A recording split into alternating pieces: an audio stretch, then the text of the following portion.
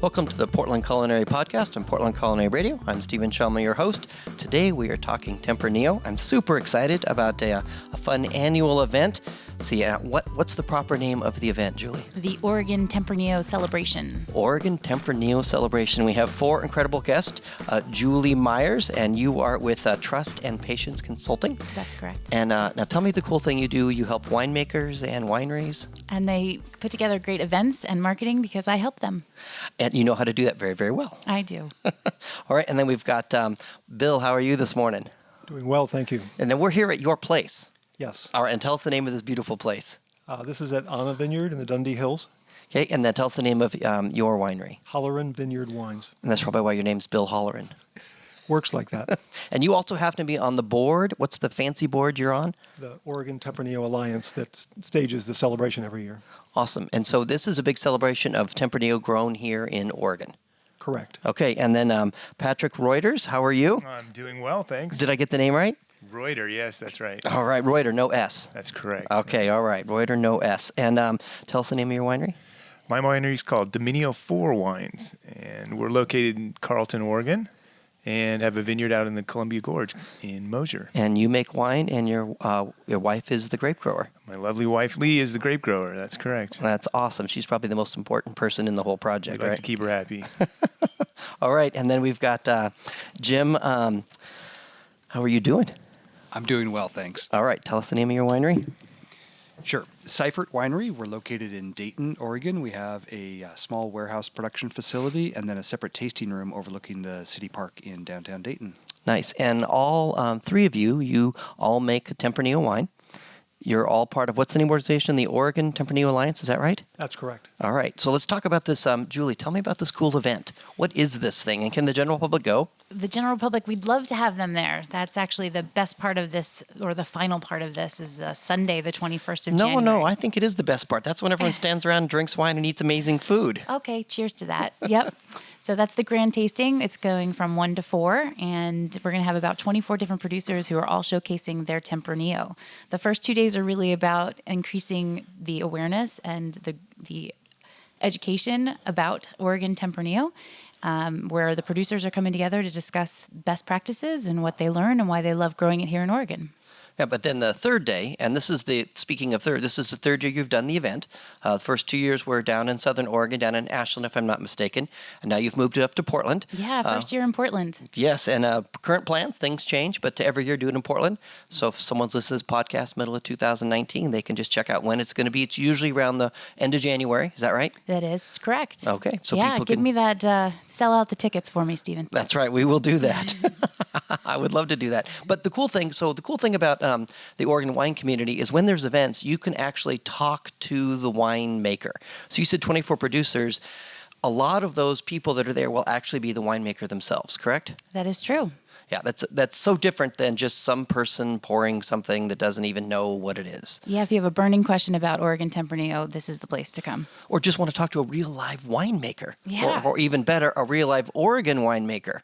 Because the Oregon winemakers are better than any winemakers anywhere else. Absolutely. That's you said right. it the best. Now, the winemakers are cringing because they have friends in all other parts of the world and they think I'm a nut, but I can't help it. I'm a fan. Okay, so 24 different producers. So I'm guessing, how many different wines do you think I'd be able to sample that day? How many different ones will be available? 40, 50? Probably around that, yeah. I'm guessing because some people there's bring... gonna be ample wine and plenty of tapas to pair it with. Yeah, tapas, small plates. So you're going to have some stuff that's good for vegetarians, Yep. some stuff that's good for people that have overcome vegetarianism. No, I'm just kidding. Like I want a cherry smoked beef with sweet onions on a garlic toast point. I'm ready for that right now. Me too. Another one on the menu is a grilled baguette with roasted tomato and Kalamata olive tapenade. Yeah, giving a nod to that Mediterranean cuisine that pairs so well with Tempranillo. Exactly, because it can handle big, bold flavors, right? True. Okay, that looks just fantastic. And then you're just going to have just boring stuff for people that don't want that, just cheese and crackers and jam. So everywhere from soup to nuts, no actual nuts or soup, but you're going to have big tapas with lots of different things. And then if someone just wants cheese with their wine, they can get that too. It's true. You're making me hungry. Well, that's my job, making people hungry. I like that. Okay, so that happens every year. It's called the Grand Tasting, and the general public can go. If they're fans of Tempranillo, they can go. Okay, now let's talk about Tempranillo, because not everybody knows what the heck it is. So what is Tempranillo? Tempranillo is a varietal. It's a type of grape, and it's grown primarily in the Iberian Peninsula in Spain and Portugal. And it's now grown here in Oregon, starting in the early 90s.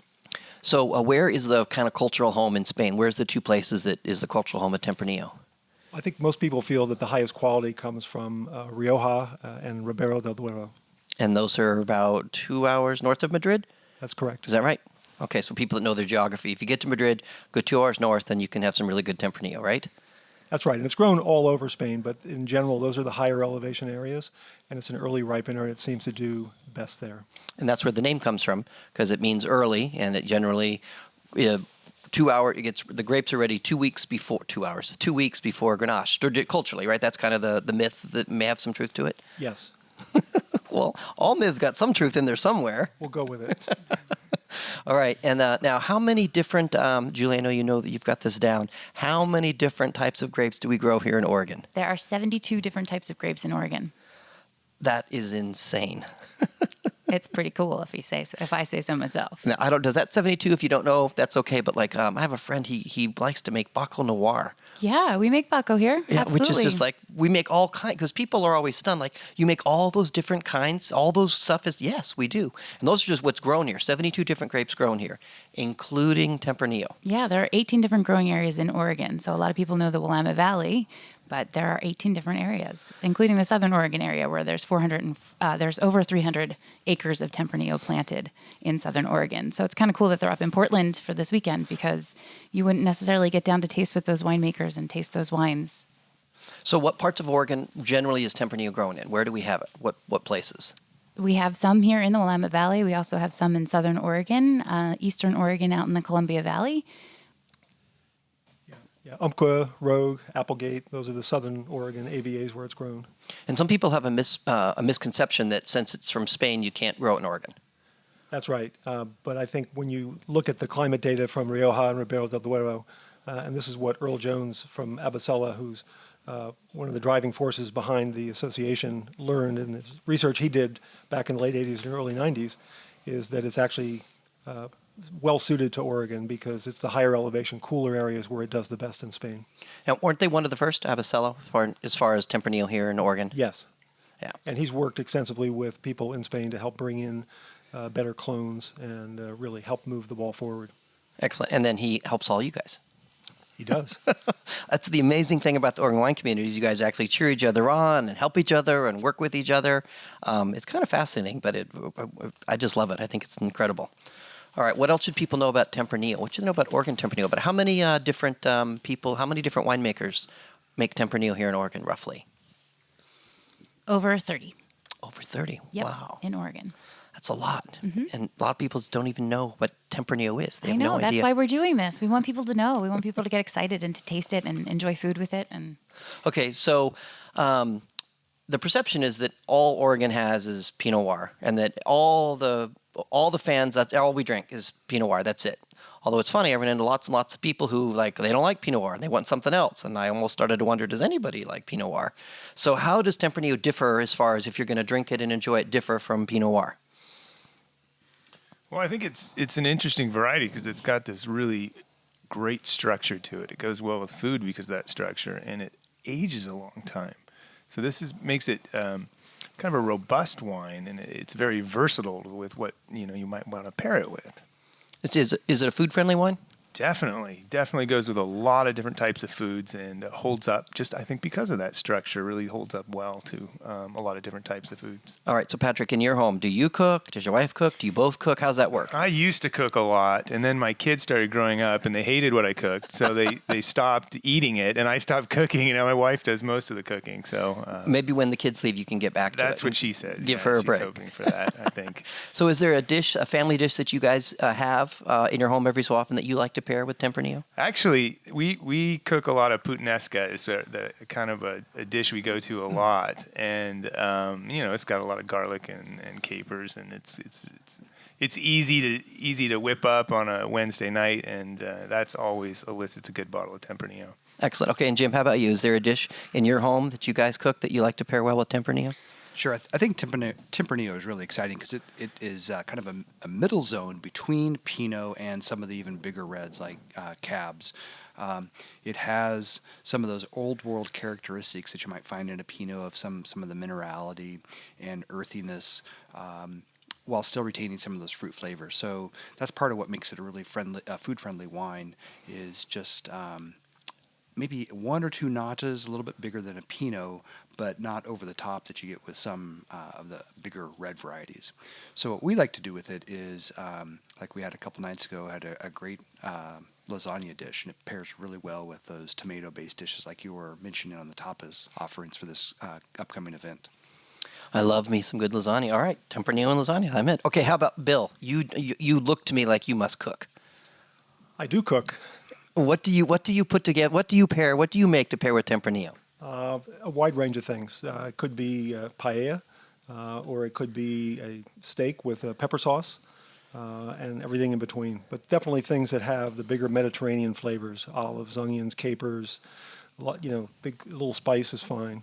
Okay, now I recently had I teased the person that made me for it. Karen made me some 15 bean soup, and I teased her that I get 8, you get 7, but and she made really good ham, really good soup. Would it pair well with something like that? Absolutely. And do you make like a good bean soup with ham? I heard rumor of that. You heard correctly.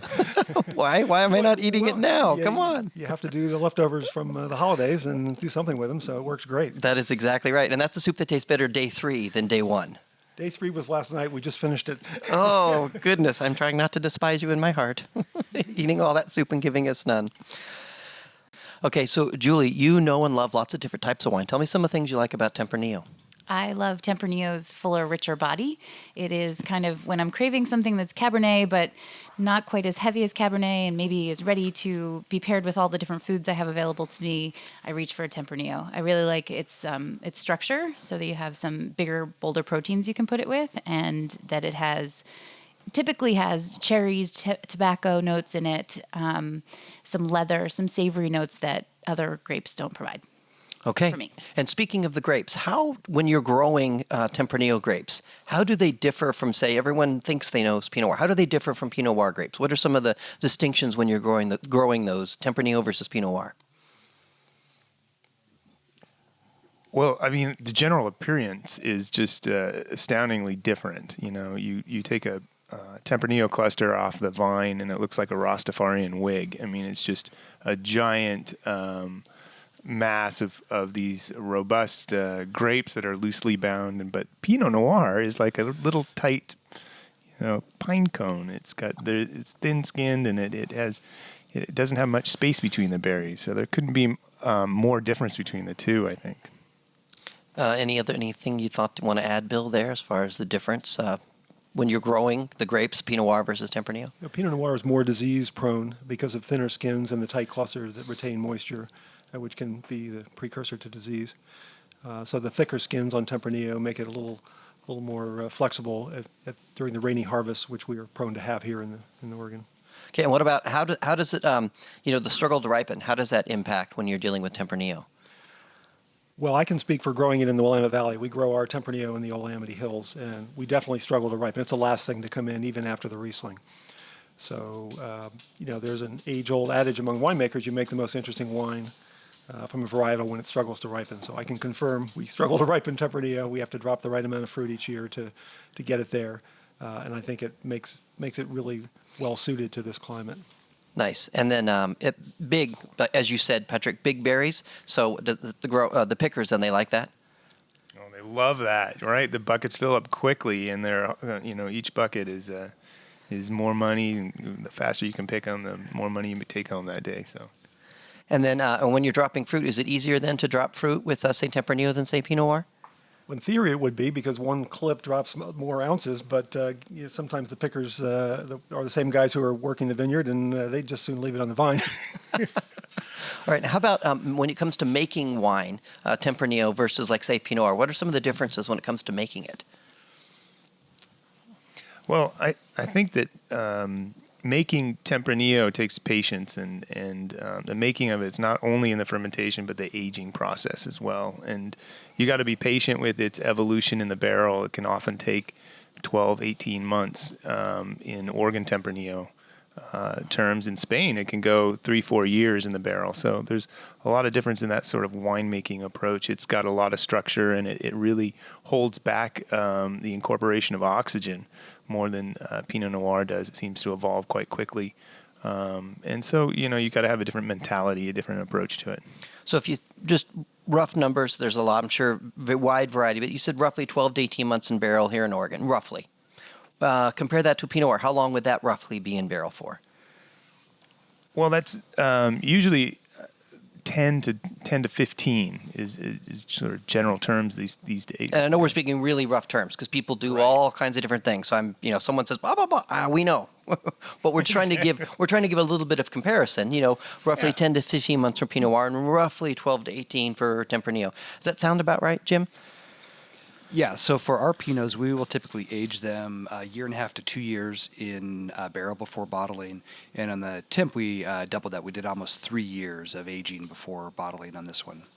And why 3 years on? Is that every Tempranillo? Was that just this grape? Is that what you felt? I know there's magic and mystery to winemaking, but give me some insight onto why 3 years for that particular vintage. Sure. It gets back to what we were talking about earlier with just the kind of the natural attributes of the grape that it has a little bit more tannin structure than Pinot, and it can benefit from extended aging, let the flavors integrate and those tannins mellow out a bit, and just make it more drinkable when it's bottled at a little bit more barrel aging. And then Tempranillo has a little bit higher potassium and pH. Is that right? Yeah, compared to Pinot Noir, the warmer climate that a grape is grown in and the grapes that come from warmer climates tend to have a little bit higher pH than Pinot. Pinot is a naturally lower pH, higher acid wine. So with Tempranillo, it's just one of the winemaking aspects that you need to monitor and manage through the process. From the actual kind of the front end of the winemaking, we handle the Tempranillo much like we do with Pinot Noir. We will fully destem and ferment in small fermenters and do hand punch downs, kind of all that standard processing from a Pinot standpoint. But just paying a little bit more attention to some of the technical numbers like the little bit higher pH and make sure we're staying on top of that and managing it through the whole process. Gotcha. Okay, now Julie, tell me the cool thing about the leaves of a Tempranillo. I think it would be beautiful to be in Southern Oregon in the fall because the leaves. Tempranillo is one of the few varietals that actually has leaves that turn red during the fall. Oh, that sounds Gorgeous. that sounds fantastic. I'm gonna have to head down to Southern Oregon in the fall just to get photos of red leaves. All right, so Bill, you tell us about this wine that you brought, and you may not know. If you don't know, that's okay. But will this be one of the wines that you'll have at the? Yes, it is. This is one of the ones we're pouring. Good guess. Fantastic. All right, so tell us what it is. I'll drink it, and you guys talk, and then everybody can complain and say how awful it is. So. Okay, fair enough. This is a 2015 Halloran Tempranillo from the Eole Amity Hills, which is where we grow all of them. We have a couple different bottlings. This one, and for us, the differences in the bottlings are all clonal. We grow 3 different clones of Tempranillo right now. Okay, so when you say clone, not everybody knows what that is. So what do you mean when you say clone? What is a clone? It's not a scientific thing. You've got 3 Bills running around. Right. So within Tempranillo, just like within Pinot Noir, there are different subdivisions, different versions of it, and they're all a little different. And from a DNA perspective, they can be tested and identified to be the same, but they have different characteristics, and they evolved over many, many years in the field, and then been selected to be clones. And technically, a clone starts with one mother plant that someone says this is a good plant, and then everything's propagated from that one plant. So the clones that we grow are Clone 1, Clone 2, and Valdepeñas, and they're all quite different. Even though they'd have the same DNA. Even though they have the same DNA. Interesting. Right? Okay. So this particular wine we're drinking is a blend of Valdepeñas and Clone 1. Clone 1 brings a little more tannin, a little more structure. Valdepeñas brings a little more mid-palate fruit. Okay, Julie, what do you taste? What are you thinking there? I can just see the wheels spinning. Well, I just was excited about clones because I was kind of geeking out with it, right? I like to think of clones as like salt and pepper. You could have salt and pepper on your shelf, but isn't it more exciting when you have different spices on your shelf to use? So you can look at Tempranillo and you can look at the different clones and say, oh, I can use more than just salt and pepper. So I got really excited about that. Okay, I haven't tasted it yet. Okay, but so the clone. So when you say so a Tempranillo clone to you, that's like having a number of different spices in the spice cupboard. Yeah, basically it can add something more to the nose. It can add something more to the palate. It can change up what would just be, it could add complexity, I guess. Yeah. Okay. All right. Now you got to taste it so Oh, yeah, you no, I can gotta taste it. tell us what you're thinking. Do you have any thoughts, Patrick? Have you tasted this? Are you ready to comment on Bill's wine? Yes, I think it's Bill, you said it was from Eola Amity? Yeah, and I think you can actually pick up some of those sorts of nice dark acidity notes that you can in Pinot Noir through that wine as well. I think it's got a really nice texture to it, and I think it's quite a lovely wine. Nice job, Bill. Yeah. Thank you. Okay, Julie, any thoughts? Yeah, it was just, I'm getting blackberries and dark, rich fruits and some really nice spice that was reminiscent for me of the Ola Amity Hills as well. Yeah, I love it. Any thoughts there, Jim? I would totally agree with all that, and just add that it has a really nice structure of tannins to round out the whole experience. It's really supple, ready to drink, easy to drink. Yeah, this is I could drink a lot of this. This is a dangerous one. I could just take this home and just, oh man. Oh, okay, very good. I can think of a lot of meals that I would like to have with this. A couple bottles, some of this. My girlfriend, I would be a happy man. So, nicely done. So, how many different Tempranillos do you currently have? If I wanted to buy all your Tempranillos, how many? I know it changes because you have it and then it sells out. But what do you have right now? Just kind of curious for a snapshot. We have 3 different Tempranillos. We have this one. We have one that we designate as single vineyard, which is the Halloran La Chênaie vineyard, which is the vineyard where it's all grown. And then we have a second label called Stafford Hill. So there's a Stafford Hill Tempranillo. Okay, and then how many more you have coming down the pike, roughly? Basically, every year we decide. We usually either do 2 or 3 each year, depending upon what we think, whether the quality merits single vineyard status. Yep. So, for example, in 14 and 15, we made all 3. In 16, we're probably just going to make 2. Okay. We didn't feel we quite had one that merited single vineyard status. Yep. That's a fun thing. Well, for me, it's fun, but I think as a winemaker, it's probably horrifying. You know, you just kind of have to see what you get, right? What grew, what happened, what the weather provided, the good news and the bad news. Right, and those classifications are useful because we've had some difficult years where we put everything on our second label, Stafford Hill. So we like to make sure we don't put something on a label that's above its pedigree. That's good. All right, Patrick, what did you bring us to drink? I'm pretty excited to try it. I brought the 2013 Sketches of Spain, Tempranillo from our vineyard in Mosier. Did you say Sketches of Spain? Yeah, that's from the Miles Davis album. You know, you got to put on a little Miles while you drink this one. Oh, man, I love it. You are speaking my language. That is fantastic. 1963, right? Yeah. As soon as you said that, I thought, okay, I think I know. Right. Nicely That's done. you got to cook the food, put the music on, open the bottle of wine. You got a whole romantic evening. Yeah, do you cook with wine? Yes, and sometimes I put it in the food. Yeah, that's right. Okay, so I was so excited. Tell us again the name. I got distracted by the beauty of the name. Sketches of Spain, and it's from our Three Sleeps vineyard in the Columbia Gorge. So that's just outside of the tiny town of Mosier. And this is a 2013.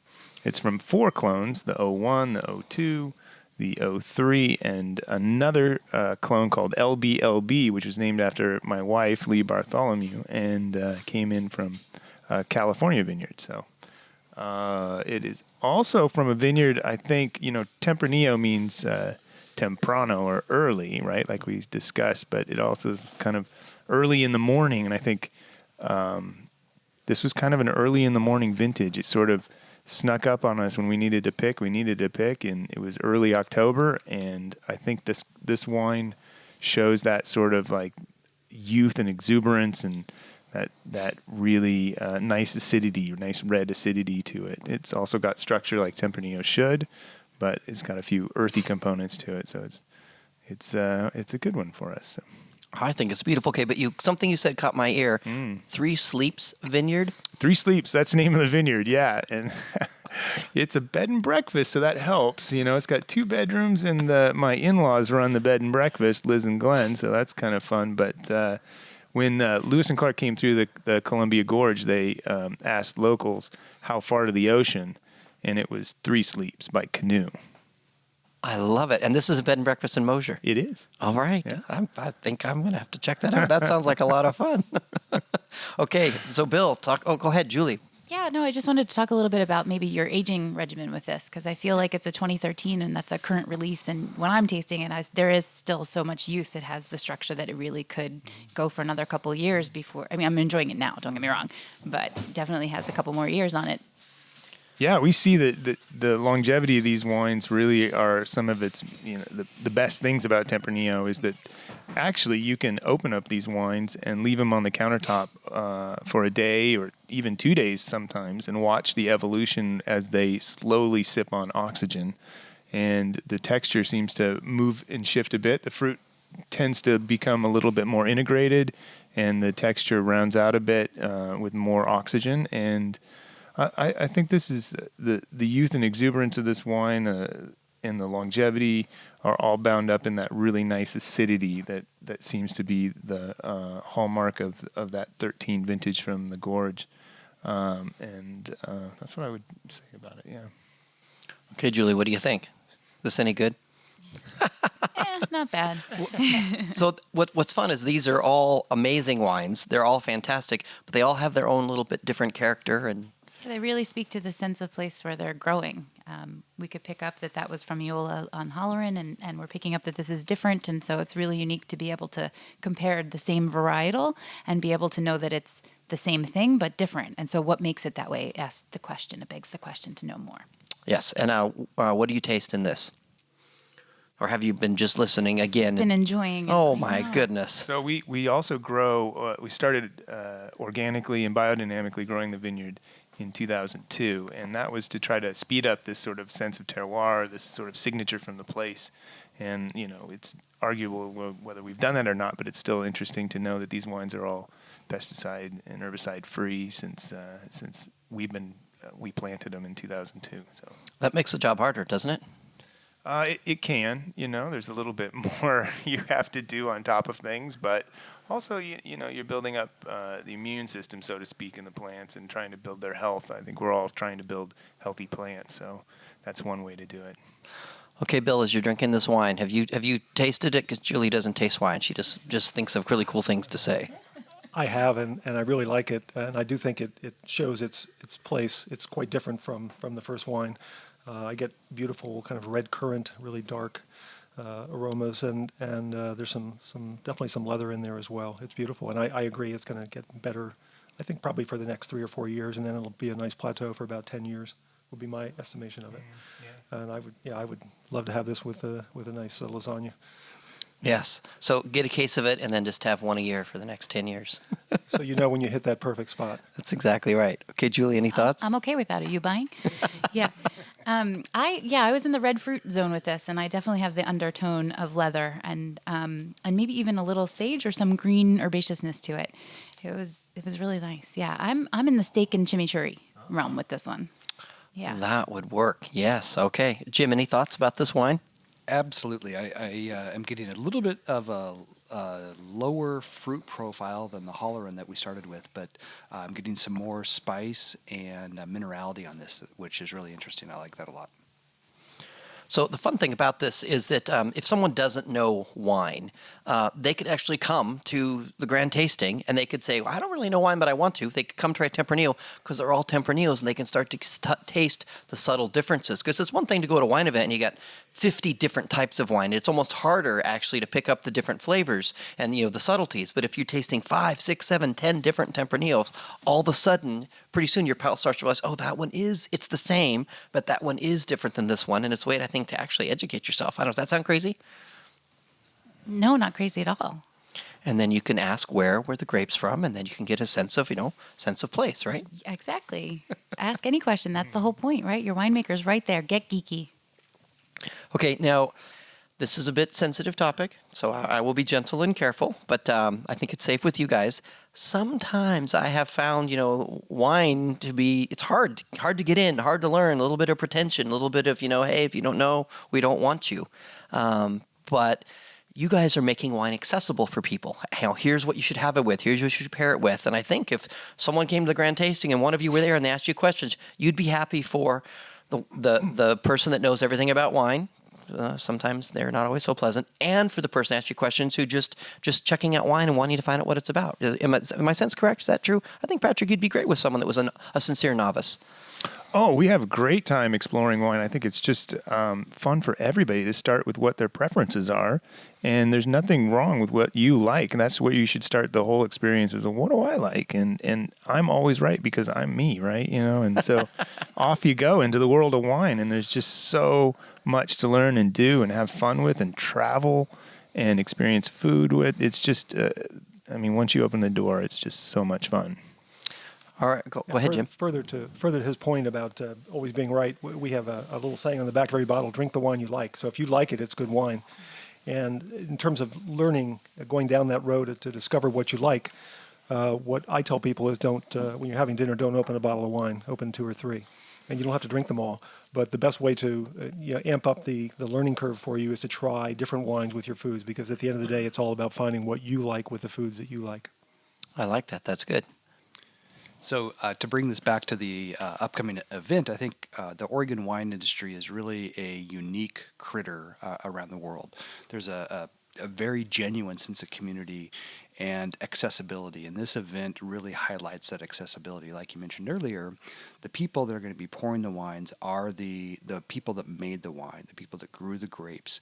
They know it inside out. There's going to be zero pretension. It's a chance to have a direct connection to the people that are making the product, and you don't even have to ask questions, or you can geek out and ask all the questions you want, but you're going to know that you're having that direct interaction with a person that made this incredible product that's in front of you. And there's very few places around the world that give you that opportunity. And so this event is just a perfect chance to really experience what it's like to be in Oregon and take advantage of that direct connection to the people that are growing and making these great products. And the awesome thing about Oregon, I believe this, but other people now say it. Some of the best wines in the world are now from Oregon. And there's a lot of really good wines all over the world, but we shine as one of the top, it's my opinion as a fan, and I've read it, other people now saying it, some of the top, wine regions in the world is right here in our own backyard. Speaking of awesome wines, Jim, you make phenomenal wines. So talk to us about this Tempranillo you brought. Sure. So the first 2 wines that we had are from different regions of Oregon. The first one is Willamette Valley. The second one is Columbia Valley.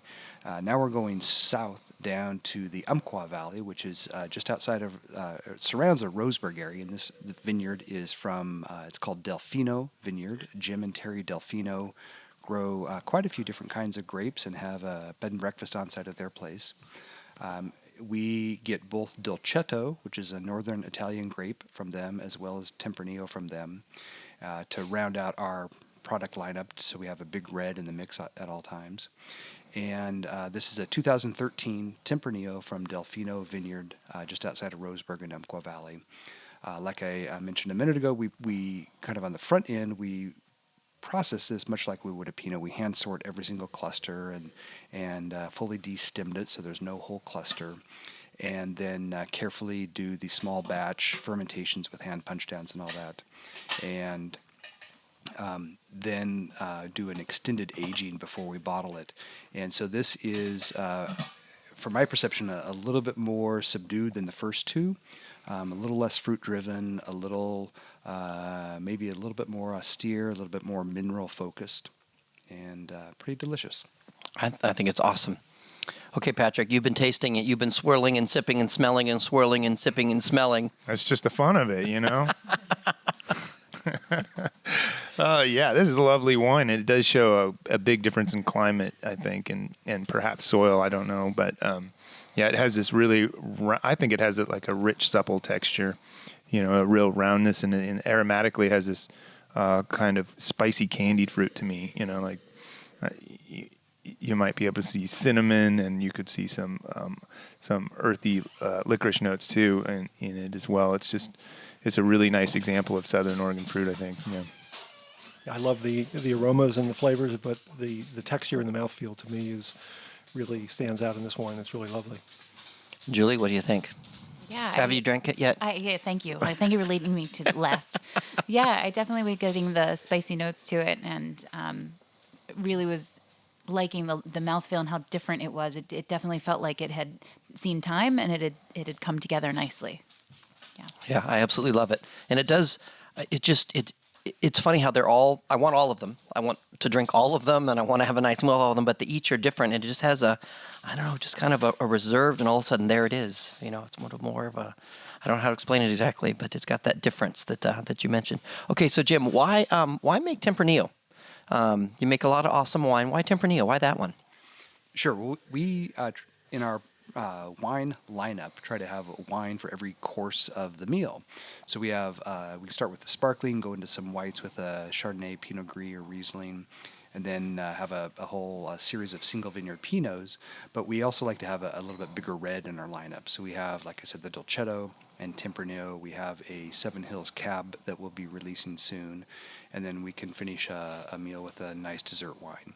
So we just always try to have a little bit bigger red than a Pinot in our lineup to make sure that we're addressing everyone's preferences. I like it. And then Delfino, that's near Glazer and Hillcrest, am I correct? Yeah, they're very close to those guys. Great little family operation, beautiful setting, great vineyard. Yeah, I've been there. It is, and if you haven't been to Roseburg, it's a great trip. A lot of great wineries down there. Just really fun. Okay, Bill, why do you make Tempranillo? Why that wine? Lots of cool wines. Why that one? We planted it originally to have a more full-bodied red to be able to offer the people that came to our winery. A lot of people like Pinot Noir, and as you mentioned, some people are looking for a bigger framed wine. And so we wanted to explore something else and planted it starting in 2002. We farm it organically. And after the first couple of vintages came out, we felt confident that it was a direction we wanted to continue. Nice. Okay, and Patrick, I know you have a really phenomenal story. Why Tempranillo? Oh, I think early on in my wine life, I came across Tempranillo, and I just thought, what a magical variety. I mean, just the uniqueness and the ageability, and so I got into my head that it would be nice to find a place in Oregon where I grew up and came back from working and traveling, making wine in other parts of the world, to plant it here. And so we went on a kind of a 2-year journey to find a place that we thought would do Tempranillo. Okay, now hold on. Where was it that you fell in love with Tempranillo? Do you remember? I think I was studying it at UC Davis, and we were tasting. We were in these wine tasting groups, and a lot of these Napa kids that were sons and daughters of famous winemakers would bring in their parents' collections. And I remember one was Tempranillo. It was Rioja Tempranillos, and I was just beside myself with the beauty and the elegance of these wines. So I think that's where it started. And about how long before you moved back to Oregon to? Let's see. Roughly. That was roughly 6-7 years. So that it'd been fomenting in there for a little bit before we got the urge to plant it. And we were just naive enough to think that we should do that, yeah. So you fell in love with the wine, and 6-7 years later, like, I'm going to move to Oregon, and I'm going to find a place where I can plant those grapes. Is that right? That's correct. That is a pretty incredible Tempranillo story. I love it. All right, so and how long did it take you? I'm sorry I interrupted, but how long were you looking for you found the place? It took about 2 years, and we were jumping over people's fences and digging test pits and things like that, and kind of thinking, oh, would this be good and that would be good? But in the end, we sent out about 20 letters to property owners, and one of them came back. Well, these are 20 properties we thought we could do Tempranillo, and one came back and said, oh, you must have seen our advertisement. And we said, well, where was that? Oh, it was on the corner market. It was on a 3x5 note card posted up on the local market. Oh, we missed that one. So then you got a place where you could grow Tempranillo, and then you also can grow, of course, other things there. Yes, we can. We do a Viognier. We do an estate Viognier, and then we have some small plantings of Petit Verdot and Cab Franc and Malbec. Awesome. And Syrah, I should say. Syrah is a major planted there, too. Okay, Julie, any other thoughts about Tempranillo before we close? Anything come to mind? I know you really like this type of wine. Again, how many? 30 winemakers here, roughly, in Oregon making Tempranillo? 30 winemakers here in Oregon making Tempranillo. So lots of different styles to try and different expressions of the fruit. Yeah, and because it depends on where it's grown, what clone they use, and how the winemaker made it, right? And all those factor into it. Exactly. Look how much you've learned today. I'm so proud. I'm not as dumb as I look. It's amazing. All right. Well, guys, thank you, each and every one of you, so much. It's been awesome to have you on the Portland Culinary Podcast, and I look forward to the Oregon Tempranillo celebration. Oh, before we close, so who should go? So we want everybody to go to Sunday. Even if you're not sure this is the best way to check out wine, go to this event, look me up. I'll walk you around. We'll have a great time. You should awesome people. We won't talk to Patrick because he's mean. No, I'm just kidding. And we'll have a great time. But that's Sunday. Who should go Friday and Saturday? Because that's for who? Who is Friday and Saturday for? It's for the wineries, winemakers, people in the vineyard business who either already grow Tempranillo or make Tempranillo or are thinking about it, because this would be a great collection of knowledge about how to grow it, how to make it in Oregon. So what kind of, you can have workshops then on Friday and Saturday? That's right. On Saturday, there'll be several workshops on growing, on making. There'll be another workshop comparing Oregon Tempranillos to Spanish Tempranillos. There'll be a workshop on marketing Oregon Tempranillo.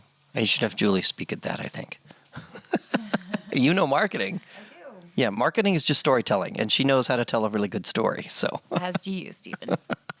okay, so if someone is making Tempranillo or they are growing Tempranillo, they should go, because they'll find colleagues, they'll find allies, people that know these little different things like the pH tricks that Jim has learned over the years.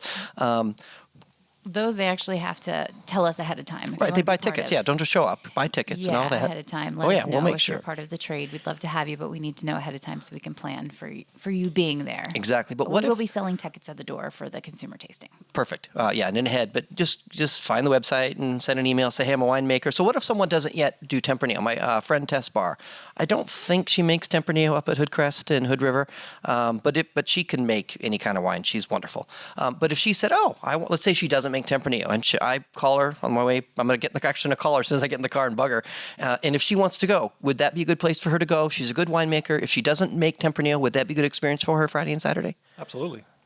Especially if she's interested in considering it as a varietal. Yep. And then she then buys her ticket and she contacts you and she shows up and she learns. Yeah, we're really hoping those 2 days that are about the trade is about the Oregon wine community as a whole. We've just approached this, as Jim was saying earlier, as a way to really share ideas and communicate what best practices there are and how we can make this an even more prominent grape from Oregon. Yeah, because it's grown a number of different places, primarily Spain, a little bit of Portugal, but I think we can put Oregon Tempranillo on the map. Yeah, I think so. All right, well, guys, thank you so much. It was a delight to have each of you on the Portland Culinary Podcast. Now, what I want to do is come to each of your wineries, because I love taking the show on the road, and we'll tell each of your stories. So that would be a lot of fun. Look forward to that. So I can see each of you have some great stories, and I would love to share that. How you got into wine, and when Jim's first wine journey began, and Bill's probably began just recently, I'm sure. Well, you're welcome anytime, Stephen. All right. Pleasure to have you. Yeah. All right. And Julie, great job. Thank you so much. You do a great job of what you put together, and love helping you tell stories. Thank you very much. Cheers, everyone.